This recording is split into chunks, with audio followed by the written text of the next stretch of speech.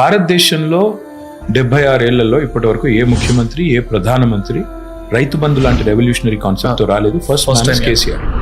అయితే రైతు బంధు ఎక్కడి నుంచి వచ్చిందంటే ఫార్మర్ కి మనం వెన్నుదన్నుగా నిలబడాలి. భారతదేశంలో నువ్వు స్కై రూట్ రావచ్చు, అంతరిక్షంలోకి రాకెట్లు పంపుతుండొచ్చు, అద్భుతమైన డిస్రప్షన్ రావచ్చు, స్టార్టప్స్ రావచ్చు, అర్బన్ పాకెట్స్ లో అఫ్లూయెన్స్ పెరుగుతుండొచ్చు, మనం కూడా న్యూయార్క్ లాంటి గ్లిడ్జీ బిల్డింగ్స్ మన దగ్గర కూడా హైదరాబాద్ లో కనబడుతుండొచ్చు, కొన్ని డ్రోన్ షాట్స్ చూసి మనం కూడా ఖుషి అవుతుండొచ్చు.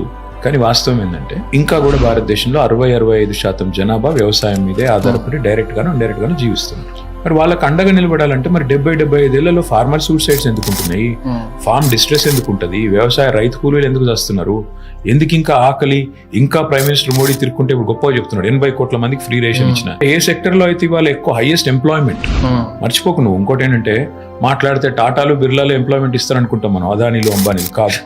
Highest employment today is still in agriculture. ఆ కాన్సెప్ట్ లోంచి వచ్చింది Rythu Bandhu. Farmer distress, farmer suicides ఎక్కడ అవుతాయి? ఈ మైక్రో లోన్స్, డైలీ ఫైనాన్స్ అని, మైక్రో లోన్స్ అని ఊళ్ళలో తీసుకుని ఎగ్జాక్ట్లీ వడ్డీలు, చక్రవడ్డీలు.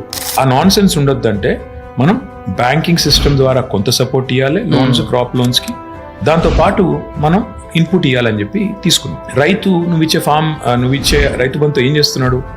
యూరియా కొంటున్నాడు, పెస్టిసైడ్స్ కొంటున్నాడు, సీడ్స్ కొనుక్కుంటున్నాడు, వ్యవసాయం చేస్తున్నాడు.